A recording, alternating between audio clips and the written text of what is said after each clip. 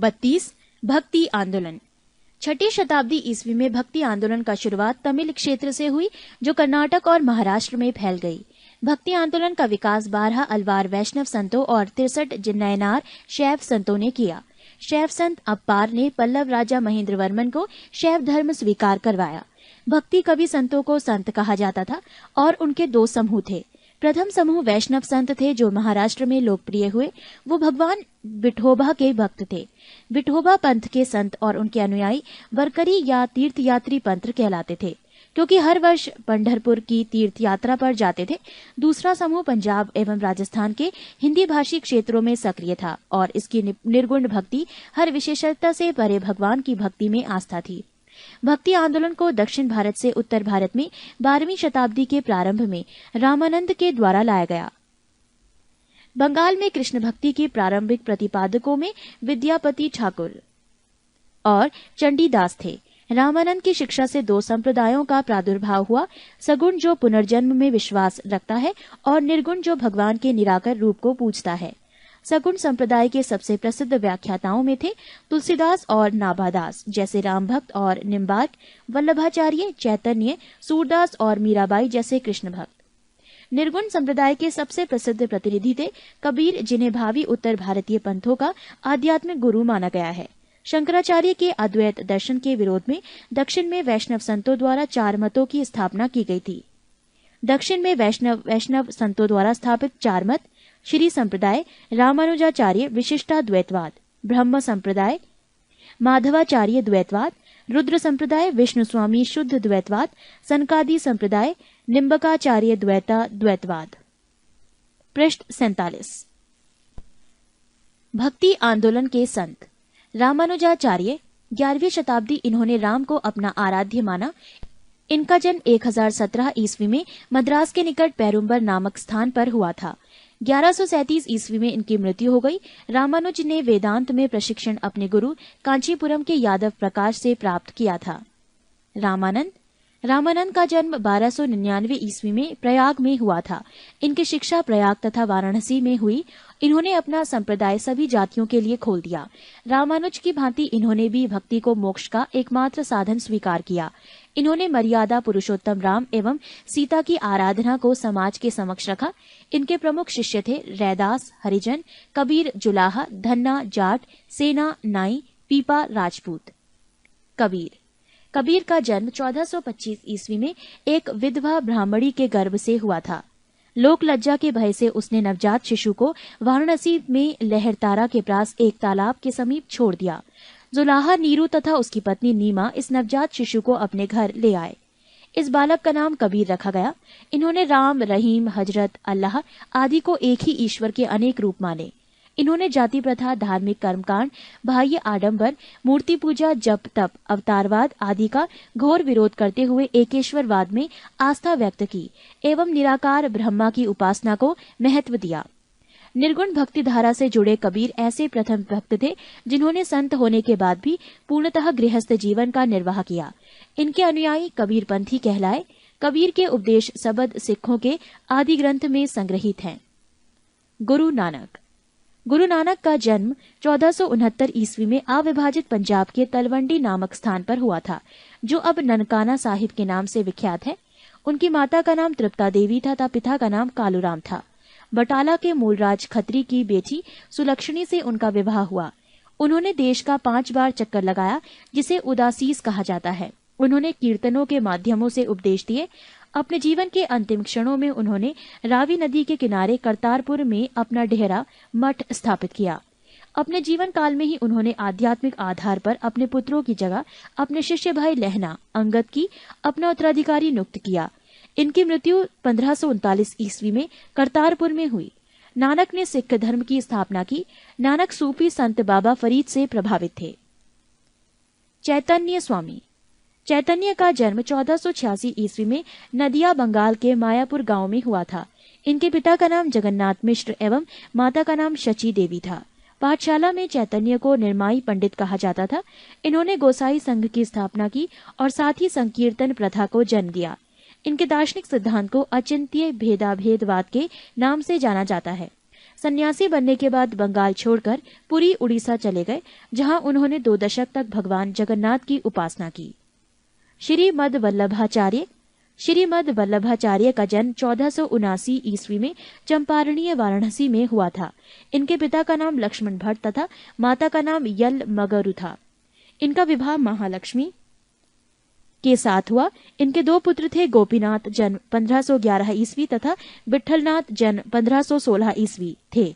इन्होंने गंगा यमुना संगम के समीप अरैल नामक स्थान पर अपना निवास स्थान बनाया। वल्लभाचार्य ने भक्ति साधना पर विशेष जोर दिया। इन्होंने भक्ति को मोक्ष का साधन बताया। इनके भक्ति मार्ग को पुष्टि मार्ग कहते हैं। गोस्वामी तुलसीदास, इनका जन्म उत्तर प्रदेश के बांदा जिले में राजापुर गांव में 1554 ईस्वी में हुआ था। इन्होंने रामचरितमानस की रचना की। धन्ना का जन्म 1415 ईस्वी में एक जाट परिवार में हुआ था। राजपुताना से बनारस आकर ये रामानंद के शिष्य बन गए। कहा जाता है कि इन्होंने भगवान की मूर्ति को हठात भोजन कराया था। पृष्ठ 48। रैदास, ये जाति से चमार थे। ये रामानंद से 12 शिष्यों में एक थे। इनके पिता का नाम रघु तथा माता का नाम गुरबिनिया था। ये जूता बनाकर जीविकोपार्जन करते थे। मीराबाई ने इन्हें अपना गुरु माना है। इन्होंने रायदासी संप्रदाय की स्थापना की। दादू दयाल, ये कबीर के अनुयायी थे। इनका जन्म 1554 ईस्वी में अहमदाबाद में हुआ था। इनका संबंध धुनिया जाति से था। सांभर में आकर इन्होंने ब्रह्म संप्रदाय की स्थापना की। अकबर ने धार्मिक चर्चा के लिए इन्हें एक बार फतेहपुर सीकरी बुलाया था। इन्होंने निपख नामक आंदोलन की शुरुआत की। 33। मुगल साम्राज्य। मुगल वंश का संस्थापक बाबर था। बाबर एवं उत्तरवर्ती मुगल शासक तुर्क एवं सुन्नी मुसलमान थे। बाबर ने मुगल वंश की स्थापना के साथ ही पद पादशाही की स्थापना की, जिसके तहत शासक को बादशाह कहा जाता था। बाबर 1526 से 1530 ईस्वी। बाबर का जन्म 24 फरवरी 1483 ईस्वी में हुआ था। बाबर के पिता उमर शेख मिर्जा फरगाना नामक छोटे राज्यों के शासक थे। बाबर फरगाना की गद्दी पर 8 जून 1494 ईस्वी में बैठा। बाबर ने 1507 ईस्वी में बादशाह की उपाधि धारण की, जिसे अब तक किसी तैमूर शासक ने धारण नहीं की थी। बाबर के 4 पुत्र थे, हुमायूं, कामरान, अस्करी तथा हिंदाल। बाबर ने भारत पर 5 बार आक्रमण किया। बाबर का भारत के विरुद्ध किया गया प्रथम अभियान 1519 ईस्वी में यूसुफ जाई जाति के विरुद्ध था। इस अभियान में बाबर ने बाजौर और भेरा को अपने अधिकार में कर लिया। बाबर को भारत पर आक्रमण करने का निमंत्रण पंजाब के शासक दौलत खान लोधी एवं मेवाड़ के शासक राणा सांगा ने दिया था। पानीपत के प्रथम युद्ध में बाबर ने पहली बार तुगलमा युद्ध नीति एवं तोपखाने का प्रयोग किया था। उस्ताद अली एवं मुस्तफा बाबर के 2 प्रसिद्ध निशानेबाज थे, जिसने पानीपत के प्रथम युद्ध में भाग लिया था। बाबर द्वारा लड़े गए प्रमुख युद्ध। पानीपत का प्रथम युद्ध। वर्ष 21 अप्रैल 1526 ईस्वी। पक्ष इब्राहिम लोदी एवं बाबर। परिणाम बाबर विजयी। खानवा का युद्ध। वर्ष 17 मार्च 1527 ईस्वी। पक्ष राणा सांगा एवं बाबर। परिणाम बाबर विजयी। चंदेरी का युद्ध। वर्ष 29 जनवरी 1528 ईस्वी। पक्ष मेदिनी राय एवं बाबर। परिणाम बाबर विजयी। घाघरा का युद्ध। वर्ष 6 मई 1529 ईस्वी। पक्ष अफगानों एवं बाबर। परिणाम बाबर विजयी। बाबर को अपनी उदारता के लिए कलंदर की उपाधि दी गई। खानवा युद्ध में विजय के बाद बाबर ने गाजी की उपाधि धारण की थी। 30 जनवरी 1528 को जहर दे देने के कारण राणा सांगा की मृत्यु हो गई। करीब 48 वर्ष की आयु में 26 दिसंबर 1530 ईस्वी को आगरा में बाबर की मृत्यु हो गई। प्रारंभ में बाबर के शव को आगरा के आराम बाग में दफनाया गया। बाद में काबुल में उसके द्वारा चुने गए स्थान पर दफनाया गया। बाबर ने अपनी आत्मकथा बाबरनामा की रचना की, जिसका अनुवाद बाद में फारसी भाषा में अब्दुल रहीम खान खाना ने किया। बाबर को मुबैयान नामक पद्य शैली का भी जन्मदाता माना जाता है। बाबर प्रसिद्ध नक्शबंदी सूफी ख्वाजा उबैदुल्ला एहरार का अनुयायी था। बाबर का उत्तराधिकारी हुमायूं हुआ। पृष्ठ 49। हुमायूं 1530-1556 ईस्वी।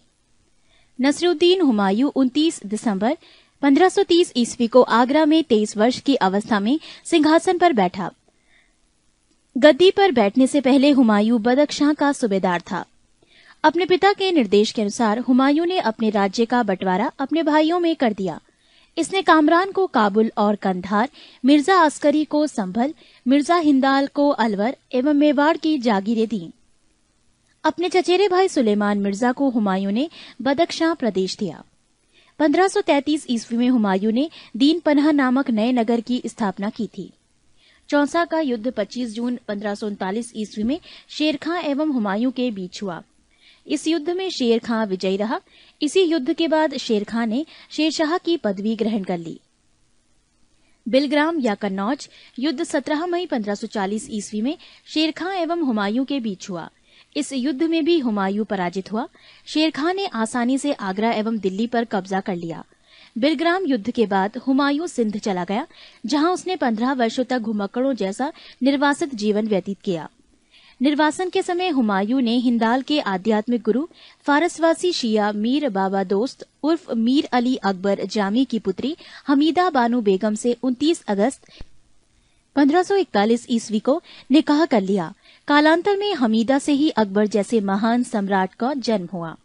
1555 में हुमायूं ने पंजाब के शूरी शासक सिकंदर को पराजित कर पुनः दिल्ली की गद्दी पर बैठा। हुमायूं द्वारा लड़े गए 4 प्रमुख युद्धों का क्रम है: देवरा 1531 ईस्वी, चौसा 1539, बिलग्राम 1540 एवं सरहिंद का युद्ध 1555 ईस्वी। 1 जनवरी 1556 ईस्वी को दीन पनाह भवन में स्थित पुस्तकालय की सीढ़ियों से गिरने के कारण हुमायूं की मृत्यु हो गई। हुमायूं नामा की रचना गुलबदन बेगम ने की थी।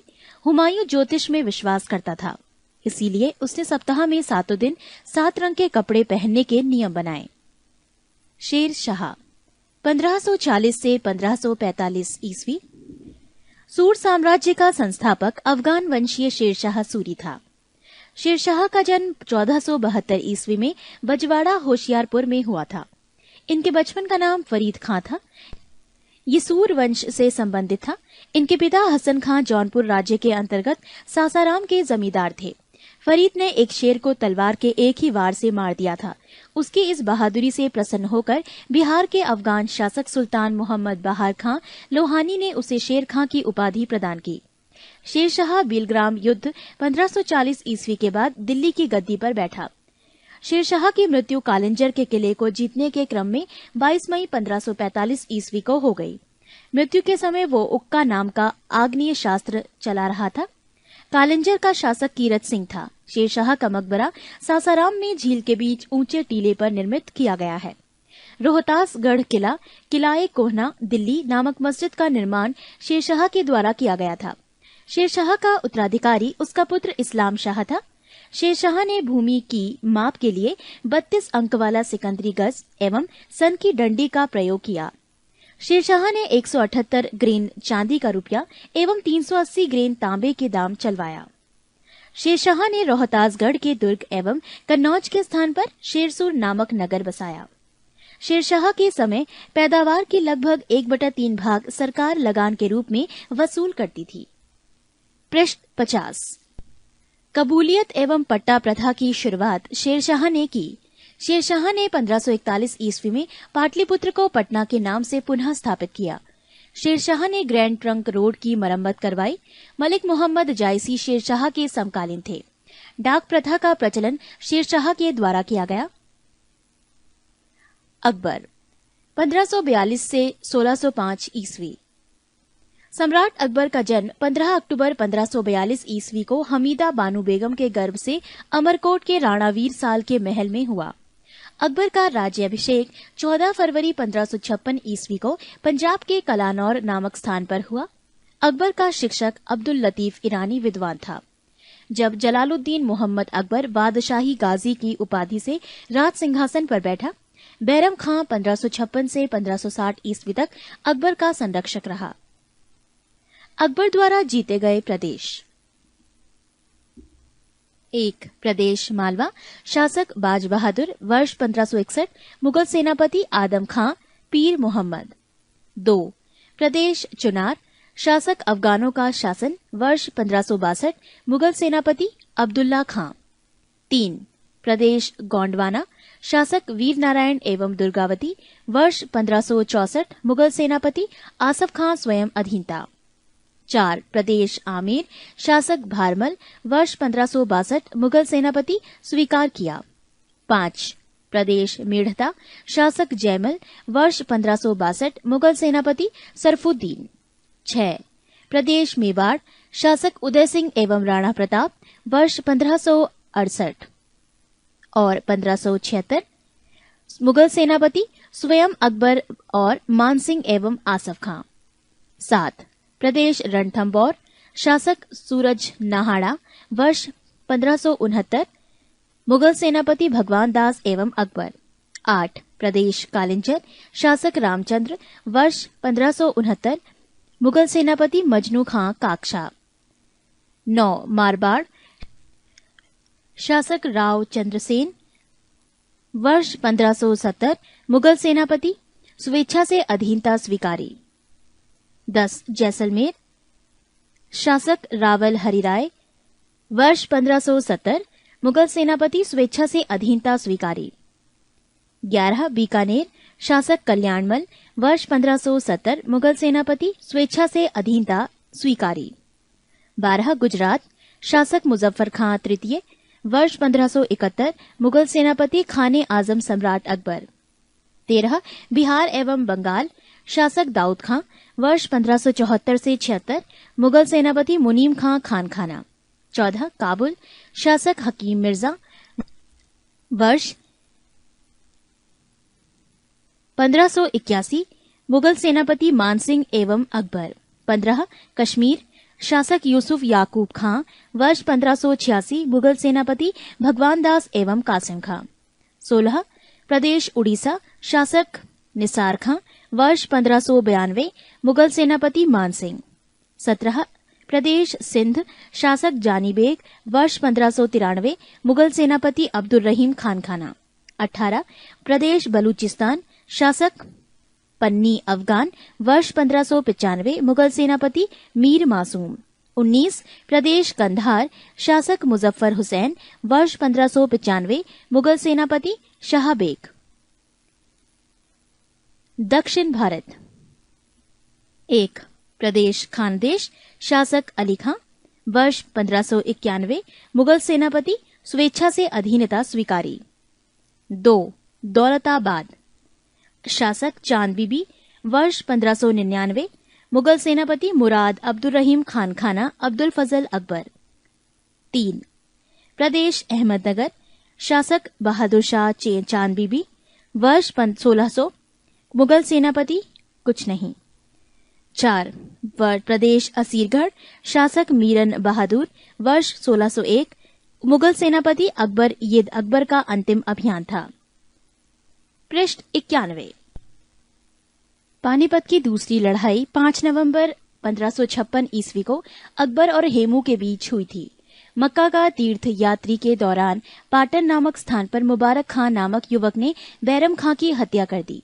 मई 1562 ईस्वी में अकबर ने हरम दल से अपने को पूर्णतः मुक्त कर लिया। हल्दी घाटी का युद्ध 18 जून 1576 ईस्वी को मेवाड़ के शासक महाराणा प्रताप एवं अकबर के बीच हुआ। इस युद्ध में अकबर विजयी हुआ। इस युद्ध में मुगल सेना का नेतृत्व मान सिंह एवं आसफ खां ने किया था। अकबर का सेनापति मान सिंह था।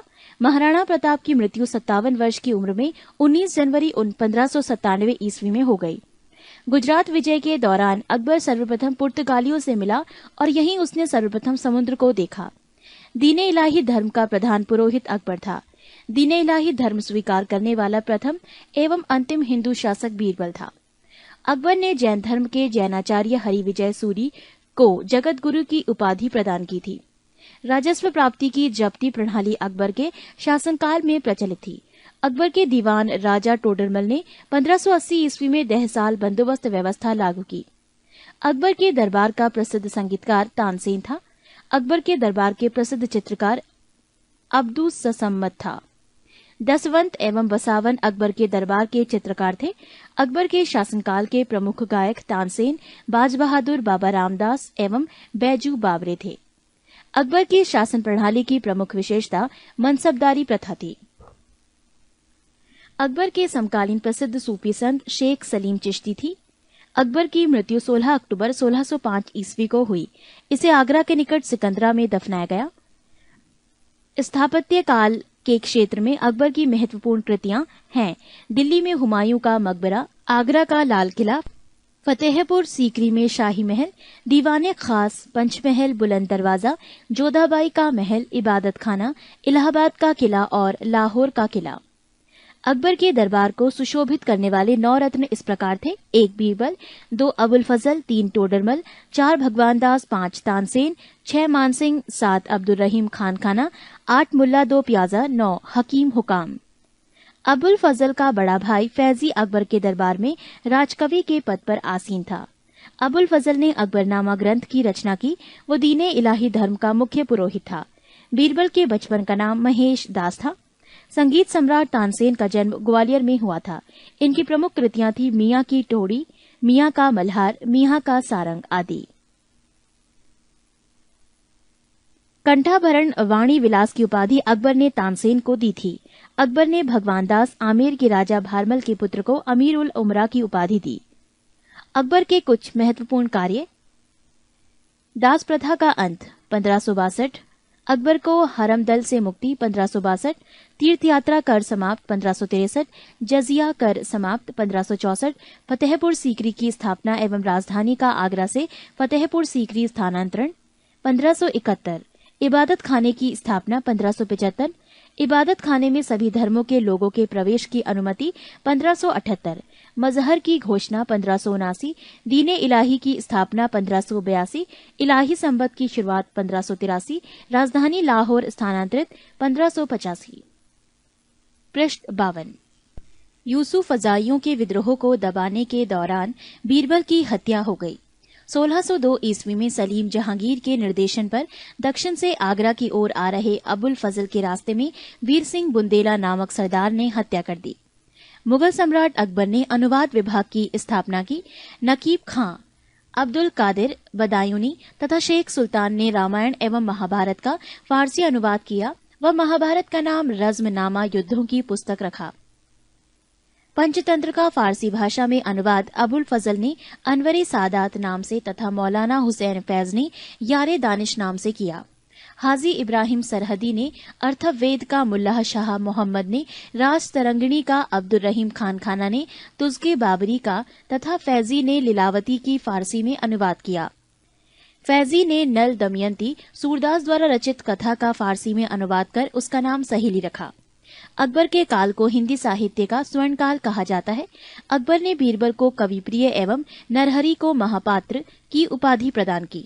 बुलंद दरवाजा का निर्माण अकबर ने गुजरात विजय के उपलक्ष्य में करवाया था। 4 बाग बनाने की परंपरा अकबर के समय शुरू हुई। अकबर ने शीरी कलम की उपाधि अब्दुस सम्मद को एवं जड़ी कलम की उपाधि मोहम्मद हुसैन कश्मीरी को दिया। नोट: मुगलों की राजकीय भाषा फारसी थी। जहांगीर 1605 से 1627 ईस्वी। अकबर का उत्तराधिकारी सलीम हुआ, जो 24 अक्टूबर 1605 ईस्वी को नूरुद्दीन महम जहांगीर बादशाही गाजी की उपाधि धारण कर गद्दी पर बैठा। जहांगीर का जन्म 30 अगस्त 1569 ईस्वी में हुआ था। अकबर ने अपने पुत्र का नाम सलीम सूफी संत शेख सलीम चिश्ती के नाम पर रखा। जहांगीर को न्याय की जंजीर के लिए याद किया जाता है।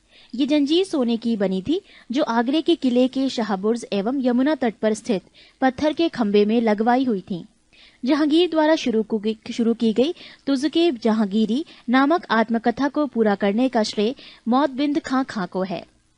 जहांगीर के सबसे बड़े पुत्र खुसरो ने 1606 ईस्वी में अपने पिता के विरुद्ध विद्रोह कर दिया। खुसरो और जहांगीर की सेना के बीच युद्ध जालंधर के निकट बहरावल नामक मैदान में हुआ। खुसरो को पकड़कर कैद में डाल दिया गया। खुसरो की सहायता देने के कारण जहांगीर ने सिखों के 5वें गुरु अर्जुन देव को फांसी दिलवा दी। खुसरो गुरु से गोइंदवाल में मिला था। अहमदनगर के वजीर मलिक अंबर के विरुद्ध सफलता से खुश होकर जहांगीर ने खुर्रम खां को शाहजहां की उपाधि प्रदान की। 1622 ईस्वी में कंधार मुगलों के हाथ से निकल गया। शाह अब्बास ने इस पर अधिकार कर लिया। नूरजहां ईरान निवासी मिर्जा गयाज बेग की पुत्री नूरजहां का वास्तविक नाम मेहरुन्निसा था। 1594 ईस्वी में नूरजहां का विवाह अली कुली बेग से संपन्न हुआ। जहांगीर ने एक शेर मारने के कारण अली कुली बेग को शेर अफगान की उपाधि प्रदान की। 1607 में शेर अफगान की मृत्यु के बाद मेहरुनिसा अकबर की विधवा सलीम बेगम की सेवा में नियुक्त हुई। सर्वप्रथम जहांगीर ने नवरोज त्योहार के अवसर पर मेहरुनिसा को देखा और उसके सौंदर्य पर मुग्ध होकर जहांगीर ने मई 1611 में उससे विवाह कर लिया। विवाह के पश्चात जहांगीर ने उसे नूर महल एवं नूर जहां की उपाधि प्रदान की। नूर जहां के सम्मान में जहांगीर ने चांदी के सिक्के जारी किए। पृष्ठ 53। जहांगीर ने गियास बेग को शाही दीवान बनाया एवं इत्मादुद्दौला की उपाधि दी। लाडली बेगम शेर अफगान एवं मेहरुनिसा की पुत्री थी, जिसकी शादी जहांगीर के पुत्र शहरयार के साथ हुई थी। नूरजहां की मां असमत बेगम ने गुलाब से इत्र निकालने की विधि खोजी थी। महावत खां ने झेलम नदी के तट पर 1626 ईस्वी में जहांगीर, नूरजहां एवं उसके भाई आसफ खां को बंदी बना लिया था। जहांगीर के 5 पुत्र थे, 1 खुसरो, 2 परवेज, 3 खुर्रम, 4 शहरयार, 5 जहांदार। 28 अक्टूबर 1627 ईस्वी को भीमवार नामक स्थान पर जहांगीर की मृत्यु हो गई। उसे शाहदरा लाहौर में रावी नदी के किनारे दफनाया गया। मुगल चित्रकला अपने चरमोत्कर्ष पर जहांगीर के शासन काल में पहुंची। जहांगीर के दरबार के प्रमुख चित्रकार थे आगा रजा, अबुल हसन, मोहम्मद नासिर, मोहम्मद मुराद, उस्ताद मंसूर, बिशनदास मनोहर एवं गोवर्धन, फारूक बेग और दौलत। जहांगीर ने आगा रजा के नेतृत्व में आगरा में एक चित्रणशाला की स्थापना की। उस्ताद मंसूर एवं अबुल हसन को जहांगीर ने क्रमशः नादिरुल अस एवं नादिरुज्जम्मा की उपाधि प्रदान की। जहांगीर ने अपनी आत्मकथा में लिखा कि कोई भी चित्र, चाहे वो किसी मृतक व्यक्ति या जीवित व्यक्ति द्वारा बनाया गया हो, मैं देखते ही तुरंत बता सकता हूं कि ये किस चित्रकार की कृति है। यदि किसी चेहरे पर आंख किसी एक चित्रकार ने, भौं किसी और ने बनाई हो, तो ये भी जान लेता हूं कि आंख किसने और भौं किसने बनाई है।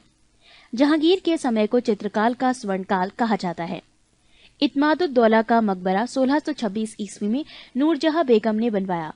मुगलकालीन वास्तुकला के अंतर्गत निर्मित ये प्रथम ऐसी इमारत है जो पूर्ण रूप से बेदाग सफेद संगमरमर से निर्मित है। सर्वप्रथम इसी इमारत में पितृदुरा नामक जड़ाऊ काम किया गया। अशोक के कौशाम्बी स्तंभ वर्तमान में प्रयाग पर समुद्रगुप्त की प्रयाग प्रशस्ति तथा जहांगीर का लेख उत्कीर्ण है। जहांगीर के मकबरा का निर्माण नूरजहां ने करवाया था।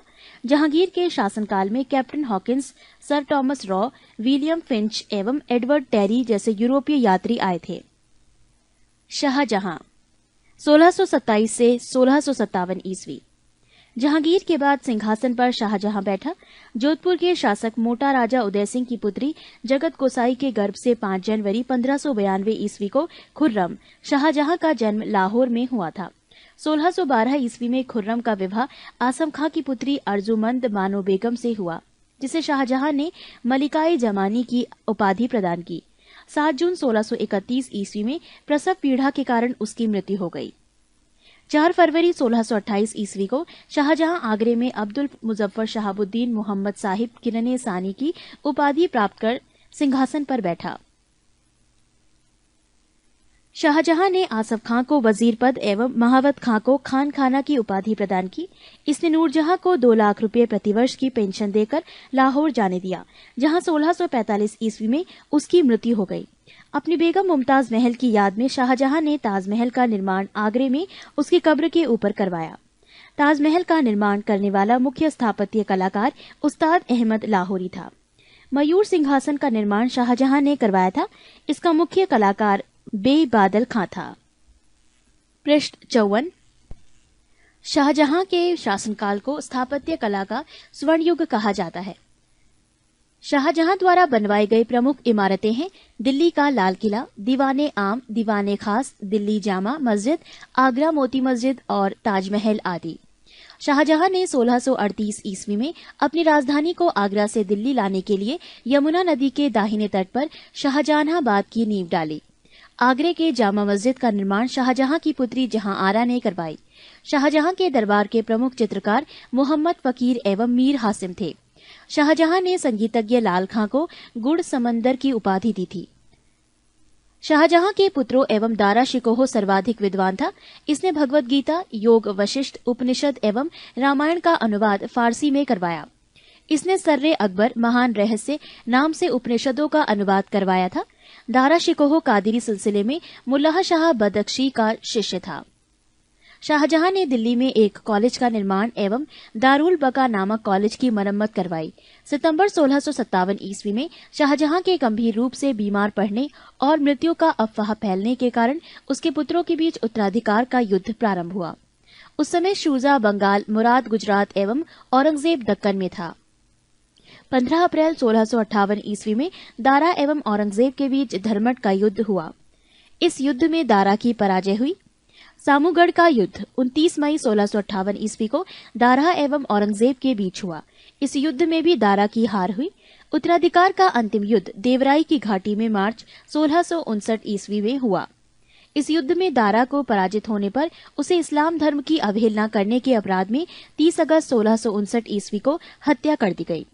शाह बुलंद Iqbal, king of Lofty Fortune के रूप में दारा शिकोह जाना जाता है। 8 जून 1658 ईस्वी को औरंगजेब ने शाहजहां को बंदी बना लिया। आगरे के किले में अपने कैदी जीवन के 8वें वर्ष अर्थात 22 जनवरी 1666 ईस्वी को 74 वर्ष की अवस्था में शाहजहां की मृत्यु हो गई। औरंगजेब 1658 से 1707 ईस्वी।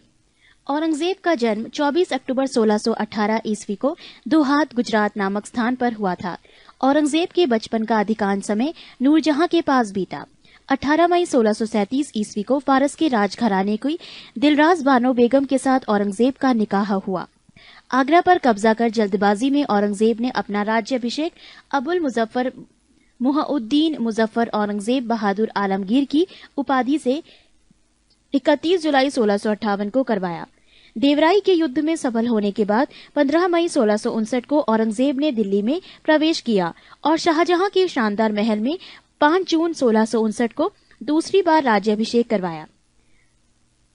औरंगजेब के गुरु थे मीर मोहम्मद हकीम। औरंगजेब सुन्नी धर्म को मानता था, उसे जिंदा पीर कहा जाता था।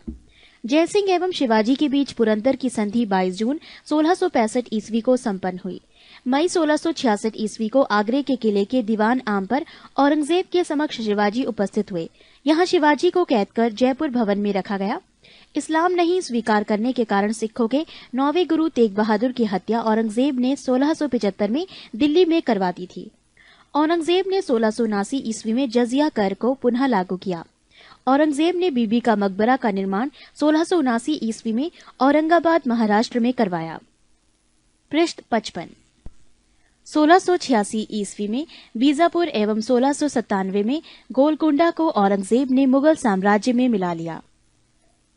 मदन्ना एवं अकन्ना नामक ब्राह्मणों का संबंध गोलकुंडा के शासक अब्दुल हसन से था। औरंगजेब के समय हुए जाट विद्रोह का नेतृत्व गोकुला एवं राजाराम ने किया। 1670 ईस्वी में तिलपत की लड़ाई में जाट परास्त हुए। गोकुल को मौत के घाट उतार दिया गया। इसके बावजूद जाटों ने 1685 ईस्वी में राजाराम के नेतृत्व में पुनः विद्रोह किया। इन जाटों ने सिकंदरा में स्थित अकबर के मकबरे को भी लूटा। भरतपुर राजवंश की नींव औरंगजेब के शासनकाल में जाट नेता एवं राजाराम के भतीजा चूड़ामन ने डाली। औरंगजेब ने के समय में हिंदू मनसबदारों की संख्या लगभग 337 थी, जो अन्य मुगल सम्राटों की तुलना में अधिक थी। औरंगजेब का पुत्र अकबर ने दुर्गादास के बहकावे में आकर अपने पिता के खिलाफ विद्रोह किया। औरंगजेब ने कुरान को अपने शासन का आधार बनाया। इसने सिक्के पर कलमा खुदवाना, नवरोज का त्योहार मनाना, भांग की खेती करना, गाना बजाना, झरोका दर्शन, तुलादान प्रथा। इस प्रथा में सम्राट को उसके जन्मदिन पर सोने, चांदी तथा अन्य वस्तुओं से तौलने की प्रथा थी। ये अकबर के जमाने में प्रारंभ हुई थी। आदि पर प्रतिबंध लगा दिया। औरंगजेब ने दरबार में संगीत पर पाबंदी लगा दी तथा सरकारी संगीतज्ञों को अवकाश दे दिया गया। भारतीय शास्त्रीय संगीत पर फारसी में सबसे अधिक पुस्तकें औरंगजेब के ही शासनकाल में लिखी गईं। औरंगजेब स्वयं वीणा बजाने में दक्ष था।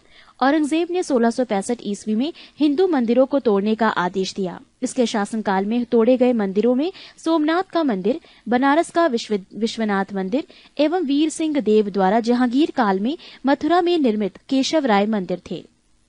औरंगजेब की मृत्यु 20 फरवरी 1707 ईस्वी को हुई। इसे खुलदाबाद, जो अब रोजा कहलाता है, में दफनाया गया। औरंगजेब के समय सूबों की संख्या 20 थी। औरंगजेब दारुल हर्ब, काफिरों का देश को दारुल इस्लाम, इस्लाम का देश में परिवर्तित करने को अपना महत्वपूर्ण लक्ष्य मानता था।